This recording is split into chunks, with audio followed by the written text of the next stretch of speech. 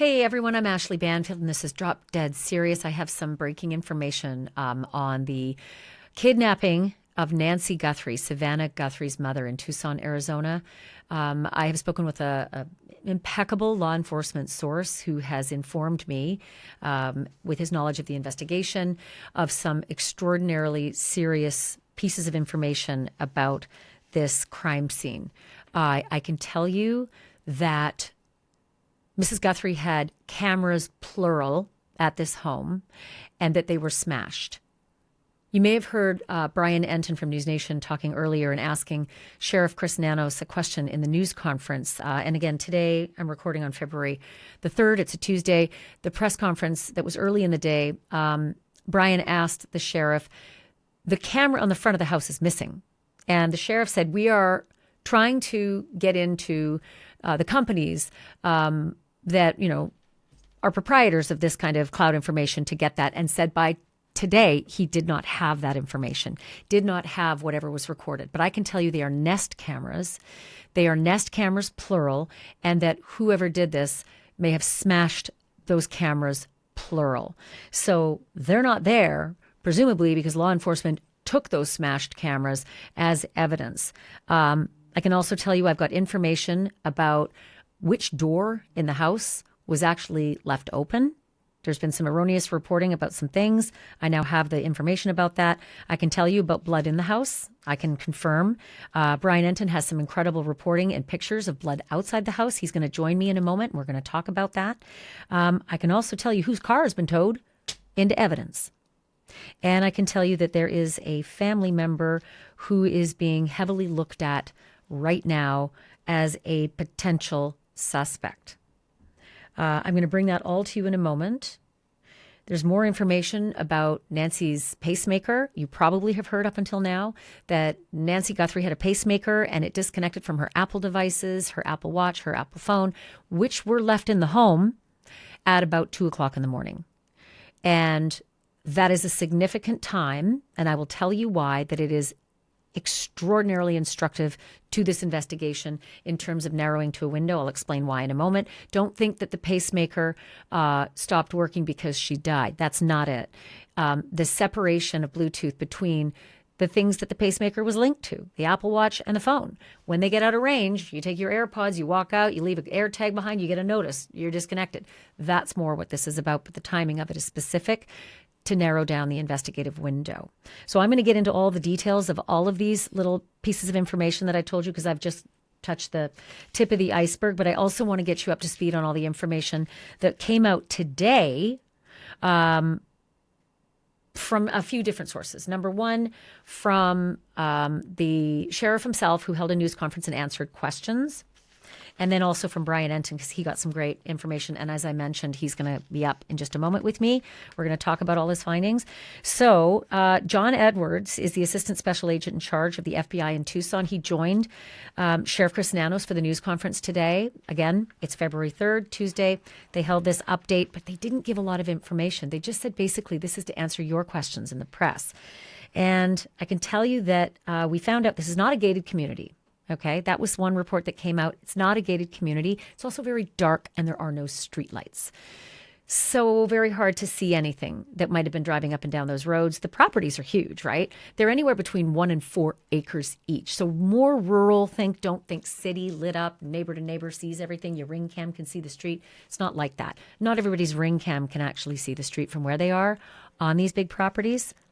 The sheriff today said Nancy Guthrie's life is in jeopardy. Could be a couple reasons he said that. Number one, medications were left behind in the home. Medications that she would need within 24 hours could be fatal. And it's now 72 hours since the last time she was seen. So that could be why he said her life's in jeopardy. Or he could have said it because I now have definitive sourced information saying that there was, in fact, blood inside and outside the home. So blood inside the home is scary because we now know she was taken against her will. Kidnapped was what the sheriff told me last night when I did my episode before. So blood inside the home, kidnapped forcefully, taken forcefully. That could probably be part of the reason why her life is in jeopardy. And Brian Enton's going to show you the pictures of the blood outside the home that he discovered today as well. The media has helped generate a lot of leads, the sheriff said. That's really important. He said, if you've got any information, 1-800-CALL-FBI. 1-800-CALL-FBI if you know anything, even if it's tiny. The tiniest thing can lead to the biggest thing. The sheriff has said it's been helpful. They do not know what she was wearing when she was abducted, when she was kidnapped and taken from that home. They don't know if there were one or more kidnappers. Any indications she's still alive? Sheriff said, no idea. Can't tell you that. Is there a threat to the public? We were a little confused by the answer before. I think what he was trying to say was that we feel like this is an unusual circumstance. We don't think that this is going to be a serial kidnapping or whatever else has happened to Mrs. Guthrie. But there's someone out there that did this. So yeah, the threat is out there. He's not going to go as far as they did in Idaho early on and say there's no threat to the public, because Brian Koberger was out there for, over 6 weeks and he's a threat to the public. But it didn't feel like that. It didn't feel like there was no threat. It didn't feel like there was a big threat. So take that the way you will. Were there any valuables taken, ATM cards? Sheriff would not say. Sheriff wouldn't say, was there forced entry? I can tell you definitively there was absolutely forced entry. The pacemaker information, they didn't want to talk a lot about it, but I will tell you, my reporting, my source says that the 2 a.m. separation, when the pacemaker stopped responding to the devices it was connected to, the Apple phone, the Apple Watch, that is the time they are narrowing down this kidnapping to. Yes, she was last seen at 9:45, but the kidnapping, they are pegging it to that moment, because that is when the pacemaker that's inside the girl, the woman, the elderly mother who was taken out of that house, it's separated. And so that is what they are now narrowing the disappearance time down to, according to my law enforcement source with knowledge of this investigation. Pacemaker separates 2 a.m. That's when they believe the actual kidnapping happened. The house was turned back over to the family yesterday after 6 p.m. Again, that would be Monday, February 2nd. They processed everything. Crime scene tape went up, done with the residents, turned back over to the family, but nobody washed the blood off the front steps up to the front door. And Brian Enton was able to go up and look at it because it's not a crime scene anymore. You're going to talk to Brian in a moment about that. I think I mentioned this before, but if I didn't, they are waiting for the camera information and very frustrated. Police are very frustrated by how long it's taking to get the Nest company. I learned that it is the Nest company. It's not Ring Cams, it's not Ring.com. It's Nest cameras that were out front that were smashed. They are waiting for the corporate Nest executives to yield that information back to the sheriffs. Listen, 72 hours. It's been a long time. I can understand why the sheriff would be frustrated that it's taking this long. This was at, again, 1:30 today. It's about 7 hours ago, so that might have happened in the last 7 hours. Maybe the sheriff has that camera information now. And with those cameras being smashed, right, that's evidence. All of that is evidence, right? What was the tool used to smash them? What did it look like? All of that. And so when Brian Enton asked the sheriff, the cameras are missing, and the sheriff wouldn't go there, clearly the police have taken those cameras, smashed, as evidence, and those are now in evidence lockup as part of this investigation. But again, I can't reiterate enough how dark this area is. No street lights, dark and rural. Whoever smashed those cameras could very well have been completely cloaked, and that may not help a lot. Maybe you'll see someone's gate. Maybe the exterior lights were off on the home. Who knows? Depends on what kind of Nest cam she has. Does it show night vision? I mean, there's lots of different levels that you can get. Who knows what information that will yield? Whoever smashed those cameras, what will we see? What kind of, right-handed, left-handed, walking up? What was the gait? Does it look like a man? Does it look like a woman? Hopefully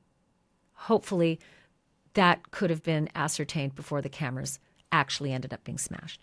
It's very, very disturbing because that is so completely planned, right? This isn't some random, drug addict who's just looking to rob a house. This is something far more premeditated.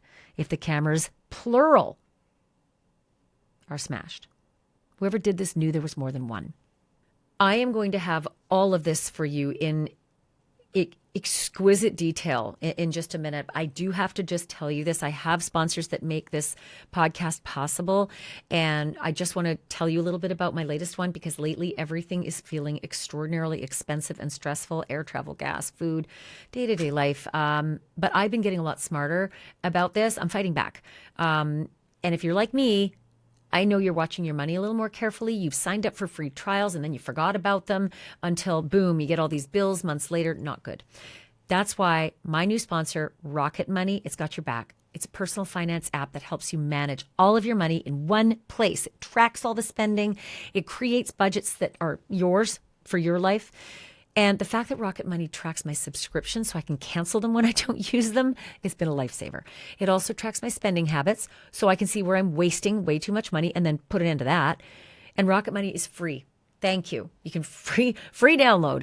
You can get started today. Just go to rocketmoney.com/dropdeadserious. Again, rocketmoney.com/dropdeadserious. And guess what? You can get the premium trial for absolutely free if you use my link, rocketmoney.com/dropdeadserious. You use that link, you get the premium for free. Again, rocketmoney.com/dropdeadserious. The link is down below as well. Get smart about your money. Okay, back to the information on the case. The investigation is not yielding enough money for the sheriff to feel as though he needed to give more regular updates, because he said, I'm not giving another one for 2 days. Not until Thursday, February the 5th. Today's the Tuesday, the 3rd, unless warranted, unless something happens. Something happened today when Brian Enton was standing right outside in front of Nancy Guthrie's house that was unique and interesting and may have been information tipped. I'll tell you that in a moment, and I'll show you the pictures from the sky. There was a chopper up ahead. So I'll tell you that in just a moment. But it was super fascinating that the sheriff wouldn't confirm blood evidence, but Brian Enton confirmed it outside, and I have confirmed it inside. There was blood inside the home. There was blood outside the home.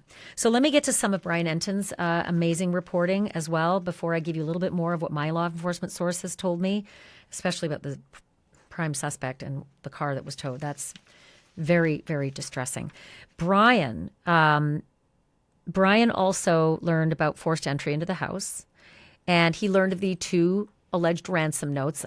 We're going to talk at length about that. One went to TMZ, one went to a local TV station in Tucson. We have thoughts.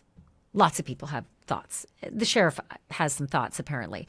But I'll talk to Brian about that in a moment, and I will read for you what those are. I'm also going to tell you this, that the sheriff was concerned enough that he put out a statement with a QR code. Okay? Let me read this. Sheriff said, we are aware of reports circulating about possible ransom notes, plural. It's ransom note, parentheses S, so a note or notes, regarding the investigation into Nancy Guthrie. We are taking all tips and leads very seriously. Anything that comes in goes directly to our detectives, who are coordinating with the FBI. We encourage anyone who may have information, any information or tips to share via this QR code. So he answered the question, too, during the press conference when he was asked about, were there ransom notes? Has anybody reached out to Savannah Guthrie or her family? Who takes an 84-year-old woman? What's the point? It would seem like they'd want something. And he didn't say no. He just said the same thing that you just heard. We're looking at all leads. So they may have looked at the TMZ lead right before that press conference, and they weren't ready to say whether they thought it was legit or just some hoaxer. And maybe the Tucson TV station got one as well. It was a scam artist born every day. So, by the way, very illegal, very traceable. We'll get to that. Okay. Savannah put out a post today, and the Today Show, obviously this is their colleague. I'm a colleague of Savannah's. I worked with Savannah for years. We've been friends for years. We've done charity events together. She's dear. She's very dear to me, and it's breaking my heart that she is down there where she grew up in Tucson, trying to find her mom. And she gave the Today Show a statement about where they stand at this point. This is how the Today Show aired it. Chanel is in for Savannah once again, who remains with her family in Arizona. Good morning, and that is where we begin this morning. The disappearance of Nancy Guthrie, Savannah's mother. and a beloved part of our Today family. Authorities in Arizona now saying the 84-year-old appears to be the victim of an abduction. Overnight, Savannah posting this image on Instagram. Please pray. She went on to write, "We believe in prayer. We believe in voices raised in unison, in love, in hope. We believe in goodness. We believe in humanity. Above all, we believe in Him." She added, "Thank you for lifting your prayers with ours for our beloved mom, our dearest Nancy, a woman of deep conviction, a good and faithful servant. Raise your prayers with us and believe with us that she will be lifted by them in this very moment." She goes on to say, "We need you. Bring her home." And obviously, Savannah's not on the Today Show. She wasn't on yesterday either. And she will not be going to Italy to do the Winter Olympics. This is huge for Savannah. This is every 4 years. It is one of the biggest assignments. The amount of prep that it takes to do the Olympics, it's weeks and weeks and weeks of work. And she is not going. And someone is going to have to take her place and get up to speed and cover for her. But how heartbreaking that is that she's not going to be able to do that. And she will not be at the Winter Olympics at all for that coverage. Helicopters showed up above Brian Enton while he was doing a live report today, above Nancy Guthrie's house. And it was the sheriff's helicopter. And there was a guy hanging out of it. And it was low. It was low enough to see him hanging out of it and looking around. And that wasn't the only emergency vehicle either. I'm going to tell you about that when I talk to Brian. It was another vehicle that was law enforcement related. And it does speak volumes to what might have happened that sent those two vehicles out, the helicopter and the pickup truck. Tell you that in a moment. First, let me tell you some devastating stuff. So my law enforcement source tells me that the back door of the Guthrie home was the door that was left wide open. Was it the point of entry? Was it the point of egress? Don't know that. But it was open, wide open, and it was in the back, not the front. Brian Enton saw blood at the front door.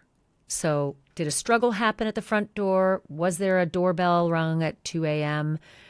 Why was the back door open? A lot of questions there. But the back door, according to my law enforcement source, was left wide open. I told you already, 100% blood inside the house. My law enforcement source told me that police have now towed and impounded the vehicle belonging to Nancy Guthrie's daughter, Annie Guthrie. This is important because you've heard that the last point of contact with Nancy Guthrie was when she was dropped off by her daughter at 9:45-ish at night on Saturday night. So Annie Guthrie, and possibly her husband as well, Tommaso Cioni, were the last people to see her at 9:45 at night, Saturday night. Sunday morning, 11 a.m., church members reached out to the family. "Hey, your mom wasn't in church. Not normal. She's always there. What's up?" Family member goes over, calls, family member or members goes to the house, calls 911, and the investigation begins.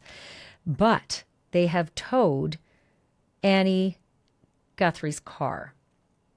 And there is some connection to Annie Guthrie's car and Nancy Guthrie's son-in-law. That would be Annie's husband, Tommaso Cioni, age 50, from Tucson, Arizona, married to Annie P. Guthrie, Savannah's sister. And my law enforcement source tells me that Tommaso Cioni is the prime suspect in this case. Again, law enforcement source tells me that Nancy Guthrie's son-in-law, married to Annie Guthrie, Savannah's sister, is maybe a prime suspect in this case. At the very least, let me tamp that down, because sometimes it's the first person you're looking at, not prime as in there's no one else. Okay, so let's be really mindful of that. Families are always looked at first as well. It doesn't mean right away. Listen, Ed Smart was targeted for weeks as, without question, somebody they needed to look at. Possible suspect, right? Heartbreaking for Ed and Lois Smart, because it wasn't them who took Elizabeth, right? But that's what happens. When anything happens like this, familial abductions, the family's looked at first, and Annie and or Tommaso Cioni were the last people to see Nancy Guthrie at 9:45 at night, the night before she disappeared, abducted, kidnapped. Kidnapped was the word that the sheriff used with me. But it's very distressing to think that this law enforcement source is telling me that Tommaso Cioni is maybe a prime suspect in this case at this point, and that the car belonging to Annie has been towed and impounded and is in evidence. That's the word that was used with me. This law enforcement source also said to me, who has the motive to kidnap an 84-year-old woman? The way it was described to me is, that's a burden, right? It's a burden to kidnap an 84-year-old woman with mobility issues needing medication. That is a burden. And then this law enforcement source said, so you look at people who would have a benefit to an 84-year-old woman going away, disappearing or dying. Sometimes it's somebody who has an insurance benefit from that. Sometimes it's somebody who may benefit because there's a debt, and that may be helpful. These are just musings. They are not evidence, okay? But they are musings from people I trust implicitly due to their longevity in the business of investigating this exact kind of thing. I told you already about the pacemaker information. The law enforcement sources have narrowed it down to the kidnapping happening at 2 a.m. based on the pacemaker stopping at 2 a.m. That's when they believe Nancy was taken from that house. All forms of DNA were submitted, right? But the sheriff himself said that it came back. Like, so far, the details that have come back have not pointed to a suspect, which tells them that it was likely Nancy's blood, not a suspect. Or at least nothing has come back yet to point to a suspect regarding the blood. My law enforcement source said that they will be searching every single cell phone ping, the geofencing, all the rest. This source told me that this is someone who knew where the cameras were, somebody who was familiar with this home, this premises, this woman. They knew where the cameras were in order to smash those Nest cameras, plural. Okay.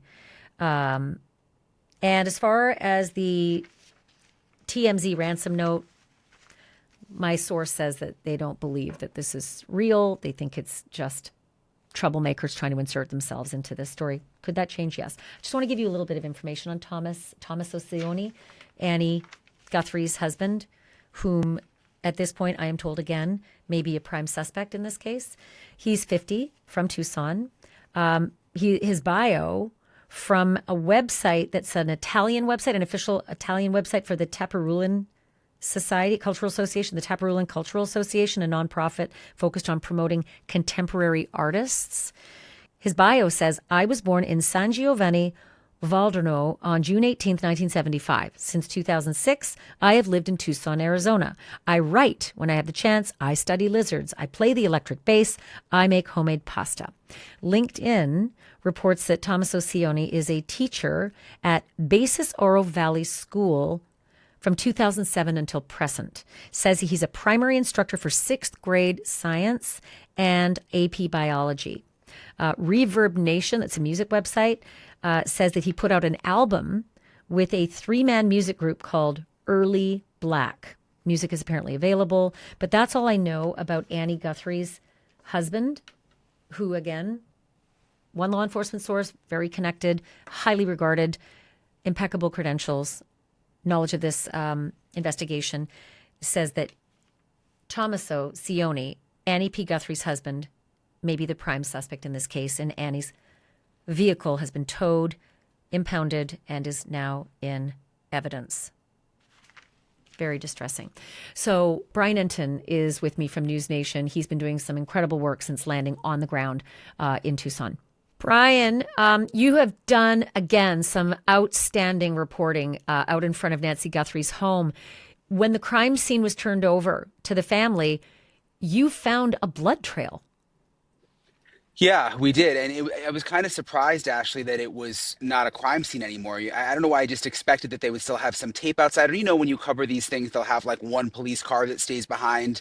Everybody left. I mean, it was just empty, except there were some, what I thought were family members coming and going today. I don't know who they were. So we decided, let's just go knock on the door and see if anybody is home, just to kind of see what's going on since it's not a crime scene. It's all opened back up. And so walking up to the front door, you could see that there was blood right outside the front door on the ground, like on the stoop right there, right near the front mat going in. Just, not a ton of blood, but it was definitely blood. It was all right there. And then when you looked up, you could see where the camera was right by, like almost like where it looked like a doorbell, but it was a camera, and the camera was gone. Well, and my information from my source is that those cameras were smashed, not just the front one. There was a second one.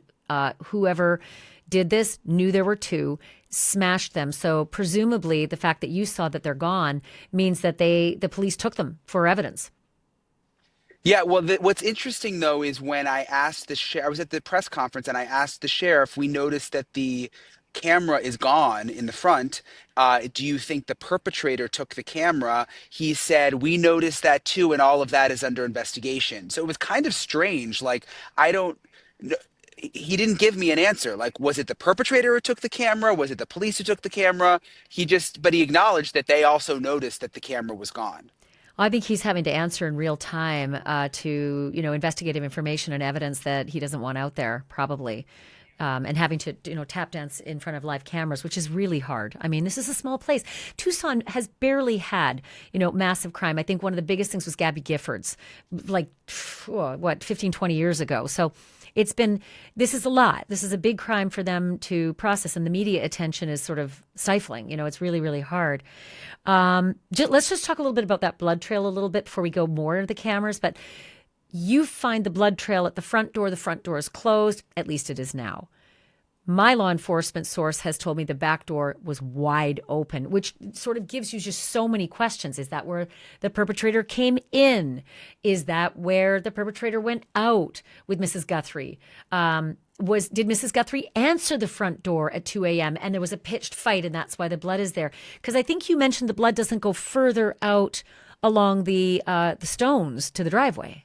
Yeah, that's right. We looked and it was just in that area near the door. It's not like there were droplets that went out to where the driveway is or even in the driveway, which made me think, I mean, did they take Miss Guthrie out the front? And like you said, the back door being open, maybe they came in the back and took her out the front and into a car. And maybe that's why the blood just stopped right there. We just don't know. I will tell you this in my half-hour-long conversation with the sheriff last night. I said, so you think that perhaps when you say Mrs. Guthrie was taken out of that home, she did not walk out of that home, are you telling me she was carried over the threshold of the front door? And he said, I did not say the front door. So that was a clue to me. Wait, okay, not the front door. And then I learned today that the back door is open. So I am very curious. There were some erroneous reports about Mrs. Guthrie was dragged from her bed. The sheriff actually put out a statement saying that is not what I said. So at this point, the sheriff was walking back anybody who reported she was dragged from her bed. We don't know if the bedroom was, the epicenter of this crime yet. We don't know if there's ding dong, ding dong, ding dong, and Mrs. Guthrie comes down at 2 a.m. What's going on? And something happens at the front. But why then would the back door be wide open? It's very, very confounding. Why would the blood be in the front, but the back door's open? Or did they, like you said, come in the back door, go up to the bedroom, but then take her out the front? Yeah, and I'm just looking behind me because there's more cars in the driveway now. Step out of the way. You see that white Yeah. Volvo, and then there's a truck. I think they've maybe brought security people in to just kind of keep an eye on the house. But one thing that you don't know until you're here, I didn't realize, is this isn't like a normal neighborhood, Ashley. It's right in the foothills. Every house I would say, is on at least an acre, maybe 2, 3, or 4 acres. They're almost like little ranches. And it's pitch. I mean, we've got our lights on for, because we're doing our camera work, but it's pitch black out here. There is not one light out here. And it's a ways to the next house. So I'm just thinking if they came in through the back door, to take her out the back door, though, it's not like there'd be a little alley back there. I mean, there's like cactus. This is not, it's like kind of wild land out here. You know what I mean? Yeah.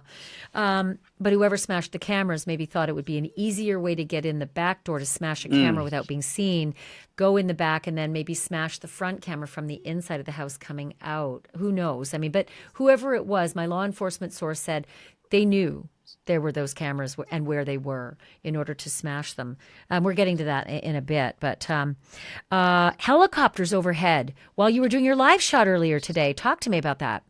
Yeah, that kind of came out of nowhere. All of a sudden, there was a sheriff helicopter that got very, very low over the house with two men looking out and down. And my first thought was like, oh, sometimes they'll just kind of come by to come look real quick and then they'll leave. But they stayed for over an hour over the Wow. house and then across the street. And then in like kind of, again, it's almost like fields out here, but with a lot of cactuses in the vicinity of the house, very low, looking around. And then we saw a search and rescue truck out here, which we hadn't seen all day.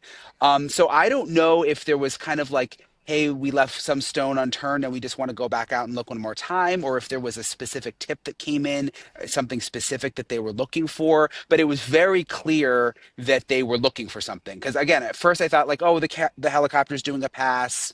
The sheriff's office just wants to show that they're keeping an eye on the area. But no, they were searching for something. Yeah, and I think Jennifer Coffendorfer mentioned they might have gotten called a tip, and Mm, they were out trying to find whatever it was they thought might be within the vicinity of the house, or maybe they thought whoever took her couldn't manage for too long. And maybe there was something in the wilds. Like you said, it's pretty rural out there. The other thing that's upsetting, and I don't want to think this, is that, if you're going to leave a body somewhere, there are so many wild animals in that area at night. It's very, very hard to keep the integrity of a potential body, if there is one, intact for a long time with all the wildlife. And let's hope that that's not the situation. The ransom notes, let's talk a little bit about that. One to TMZ that was detailed about what she was wearing, details inside the house, and then asking for Bitcoin.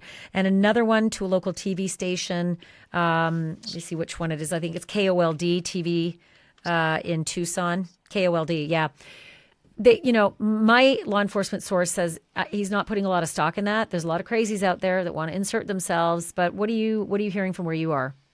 Yeah, so you mentioned with the TMZ note, we learned that in the note there were some specifics about what Nancy was wearing and then specifics about the inside of the house, but we don't know if those are true. I mean, like that was just coming from TMZ. We don't know if it actually, is going to check out with what she was actually wearing. Yeah, like And TMZ then, got it. Like TMZ right. got that. And it was It's an just that email, is by it the way. in an email, right? Exactly. Yeah, But is it just some lunatic who's going to be traced and charged? That, and also the sheriff said that they don't know what she was wearing. So how could correct. where anyway? That's part of the idea here is that emails can be traced. Yeah, they can be traced. I don't know. I think the whole thing is a little weird. Like, why would the kidnapper reach out to TMZ? And then I noticed that TMZ, Harvey Levin was saying they were having a hard time getting in touch with the sheriff initially, which I just found to be kind of strange if the sheriff was taking it that seriously. But the sheriff's office did put out a statement later saying, Yeah, acknowledging these and saying that they were investigating. Yeah, there it is. And when I was yeah, at the press conference earlier, we asked, have there been any ransom notes?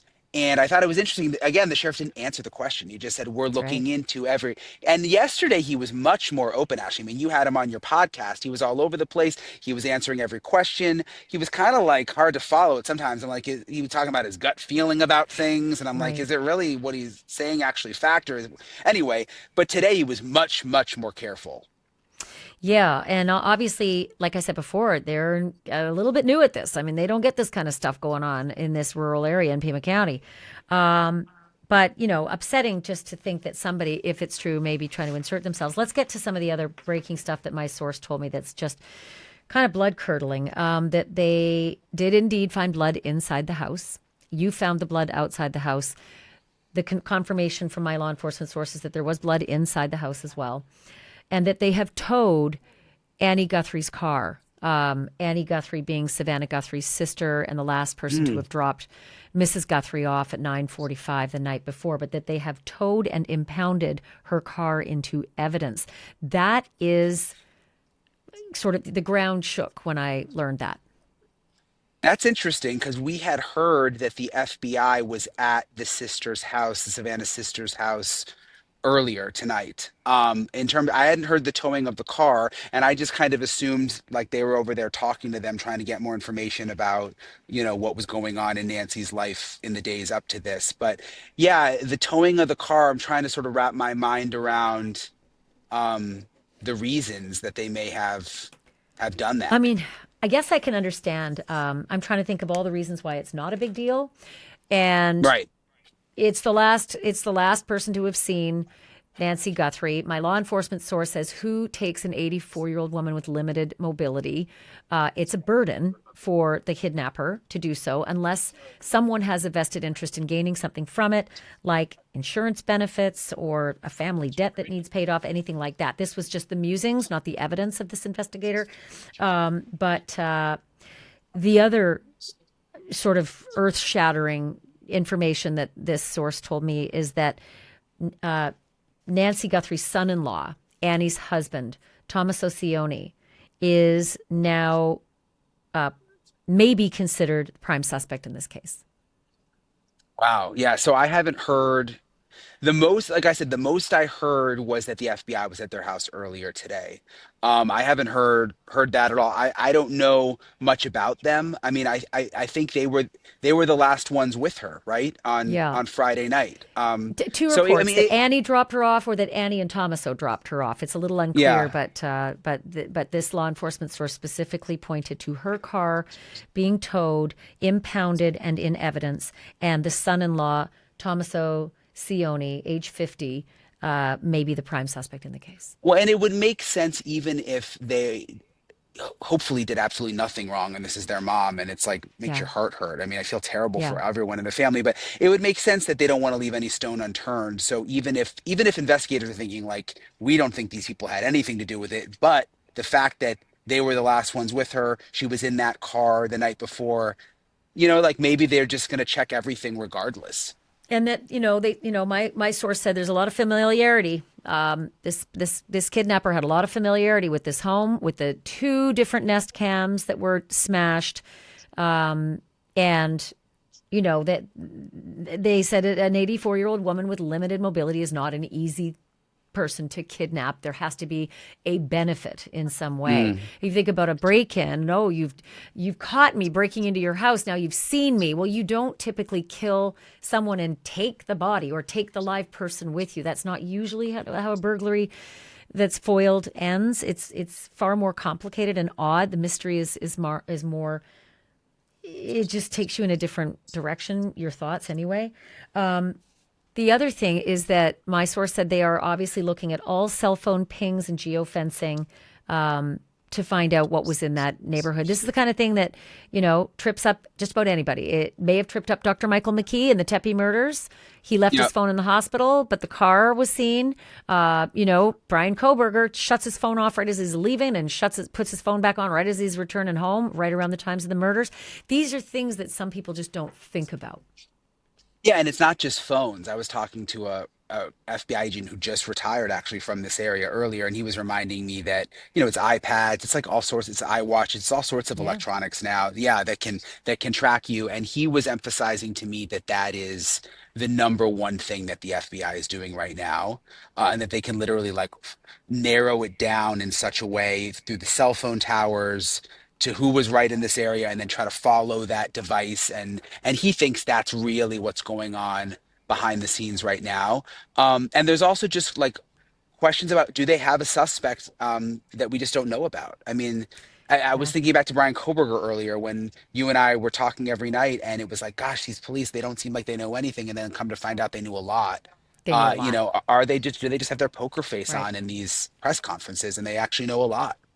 And it's true. They do. I mean, that has to be. We have to be kept in the dark about things because they've got to keep the suspect in the dark about a lot of things, Yeah. Super interesting, though, just about the fact that family members are always number one. Like I mentioned earlier in the podcast, Ed Smart. Ed Smart was like one of the number one, suspects in the disappearance of his daughter, Elizabeth. Because does the boogeyman really come into your house and steal your daughter out of her bed beside her little sister? I doubt it. Well, he did.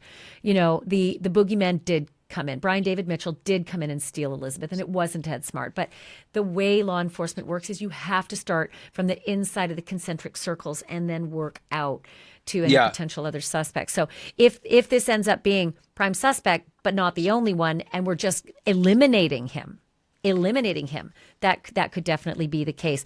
But I also feel like, would you tow and impound the car of Savannah Guthrie's sister, of Nancy Guthrie's daughter. And if there weren't something bigger to it, I mean, it's very loud. It's a very big move.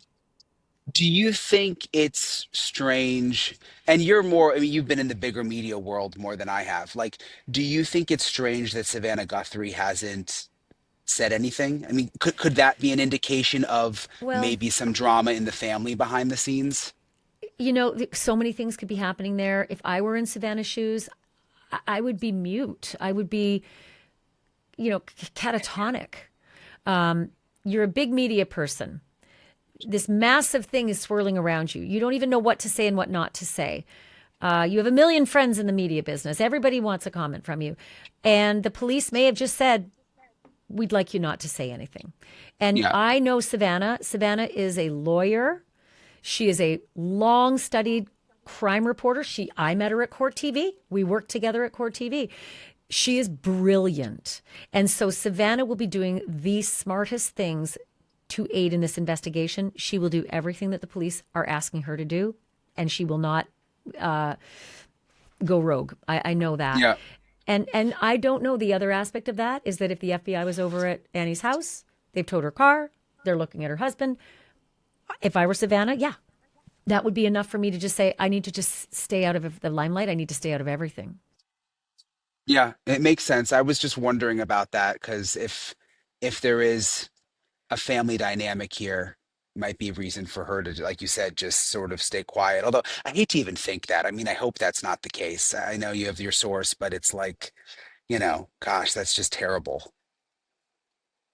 I was interviewing Ed Smart and Lois and having to ask them about that. It was awful and so awkward and so uncomfortable. But I do understand it's how law enforcement has to work. They can't Yeah. ignore that, or they wouldn't be doing their jobs.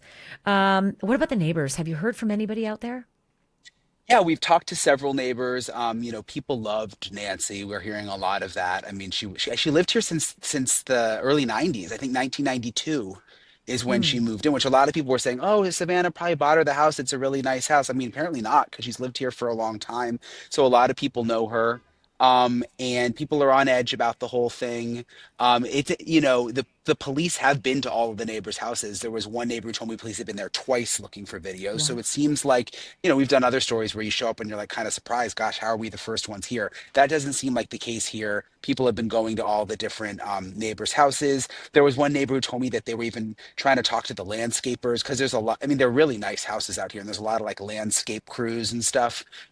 So they were talking to them because they kind of know the area. So yeah, it's people have been cooperating with the police for sure. Well, I remember a case, Nancy Woodrum in Paso Robles, California, well over a decade ago.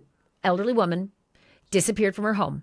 This sort of freaked me out a little because this seemed so similar, but it ended up being a painter that worked at the house. So they will be canvassing. And I think the sheriff did say that to me. They're canvassing every single person from caretakers to landscapers to pool, service contractors, etc. Anybody who had any kind of connection at that house, that would be absolutely number one. They would do that right away and get alibis and check for DNA. The other interesting thing is, Brian, that the sheriff today said that they have tested some of the DNA that was discovered at the house, but that nothing that's come back so far has indicated a suspect. Right. They confirmed that the DNA connected back to Nancy, which I guess is no real surprise. She lived in the house, but they wouldn't say what. If it was that blood that was tested? Was I that the think blood so. outside that was tested? I I think do so. too. I do too, but they didn't confirm it. I mean, you're seeing blood outside that's it's still red. I could see your Yeah. video still red. You're testing that. You're testing Yeah. that right away because what if there was a pitched fight and a knife was being used and, the assailant was cut? There'd be mixed blood. So that would be the first thing but it was devastating to hear that so far nothing's come back, indicating a suspect. This is going to be a hard one. This will be a really, really hard one. Like you said, it's so dark out there and so rural, and it's not like a lot of ring cameras and license plate readers are going to lead to whatever vehicle, and I do say vehicle. Nancy Guthrie couldn't move more than 50 yards on her own. She needed to be conveyed in some kind of a vehicle. I wonder if they already have a vehicle description. Um, because with the FBI being involved so early, and there are traffic cameras out like on the main road out here. and they're just not giving it to us at this point for a specific reason. I wouldn't doubt it. I mean, they're going to look at Yeah. every single vehicle that was in that area and find out who they were, where they were, who they were with. That's not tricky. That's what led us to Dr. Michael McKee in the Tepe murders. Yeah. What am I missing? I think you covered it pretty well. I mean, we hit the ransom. The blood is really alarming. The cameras, which you had new information on. I don't know if you caught the press conference, Ashley. I It did. was a little strange. I mean, there was not a lot of new information. The FBI was there for the first time. They had the special agent in charge of Tucson who was there along with the sheriff. The FBI was not there yesterday. I don't know. I thought it was interesting. The sheriff started by saying, well, I said some things maybe I shouldn't have said yesterday. And, I had to do all these interviews. It was just kind of strange. I thought, like you said, I guess they don't deal with that a lot here. And then I thought it was interesting that he said, next press conference will be Thursday. That's right. Yeah, No and updates unless needed. yeah, correct. And I was just like, okay, like kind of like nothing to see here, everybody. I don't. It's just a little odd, I thought. You know what? I thought it was strange when he said no updates until Thursday, unless and until something happens. And then when I got my information from my law enforcement source, I thought, oh, Yeah, maybe it's because you do have your prime suspect. And that's why you're saying we don't need to do any updates right now. I don't know. Again, it's a great, impeccable source that I have, extraordinarily connected to this. So, and somebody who's very high in law enforcement too. So, I don't have any reason not to believe that. Oh, I do want to mention that there was dispatch chatter, which was super interesting. Dispatch audio that was like dispatch talking to responding units. Nancy, a white female, 84 years of age, 5'2" medium build, Pineapple Blue. Nancy has high blood pressure, pacemaker, and cardiac issues. Saying that there was high blood pressure medication, a pacemaker, and cardiac issues. So they seemed to know right away, even as before they got there, that there was some medical issue with this missing person. Maybe that came from the interesting. family. Yeah, Well, really and interesting, right? you've heard right about the pacemaker connecting to the iWatch, and she was charging her iWatch in the room, and they were able to review the data in the iWatch, and the last time the pacemaker connected to the iWatch was at 2 a.m. So Yeah. that's sort of how they've been able to. I just want to look again and see what. Yeah, it's Well, interesting. This must be and I'll security out here. and taking pictures just to say what Yeah, things look like out there. My source said to me that the separation from the pacemaker at 2 a.m. is the time of abduction. That's what the police believe. They refused to narrow the window for us in the press conference today, but my law enforcement source said, yes, it's 2 a.m. That's when they believe she was abducted / kidnapped. The sheriff said kidnapped to me. I don't think there's a big difference. And that they believe that it absolutely happened at 2 o'clock in the morning. yeah, which would make sense. And again, just as dark as it is out here, I'll just show you. Like if I pick up my camera, my phone, or I mean, we have all our lights, but look like down the street, Ashley, it's like you can see what it's like out here. It's like Yeah. totally pitch black. So Only thing you can see are the vehicles. That's it. yeah, that's it. Yeah. Makes it real hard for an investigation, Brian. My God. Well, listen, you were unbelievable today in what you were able to. I mean, I think the blood trail is some of the biggest news that's come out of this, as well as the notion that Annie and Tomaso's vehicle is has been impounded, is in evidence, and that they may be considering him a prime suspect. It's very disturbing. It's very distressing. But listen, thank you, because I know you're so busy. Every single show on News Nation you've been on and updating them all, and just getting your crew out there, fantastic. Dave and Mo, congratulate them for the work they're doing as well. Thank you, Brian. I appreciate this. Yeah, it's always good to see you, Ashley. I'll see you You see you too. probably tomorrow. All right.